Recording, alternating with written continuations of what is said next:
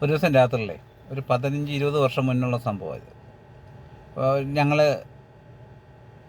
എൻ്റെ ഒരു സുഹൃത്തുമായിട്ട് ഞങ്ങളിങ്ങനെ ബൈക്ക് രാത്രി 1:30 ആയപ്പം അവൻ്റെ വീട്ടിലോട്ട് പോവുകയാണ്.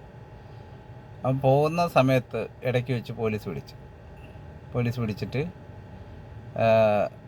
വണ്ടി അടിച്ച് എവിടെ പോയെന്ന് വെച്ചാൽ നമ്മൾ സാറ് അപ്പോൾ ആദ്യം ഈ വണ്ടി കയ്യിൽ നിർത്തി. അപ്പം ഓരോ പോലീസുകാർ ഇറങ്ങി വന്നിട്ട് പറഞ്ഞു സാറിനോട് പോയി കാര്യങ്ങൾ പറയാൻ പറഞ്ഞു. അപ്പം അവനോട് പറയാൻ അവിടെ നിൽക്കാൻ പറഞ്ഞു. ഞാൻ ആദ്യം അങ്ങോട്ട് ചെന്നു.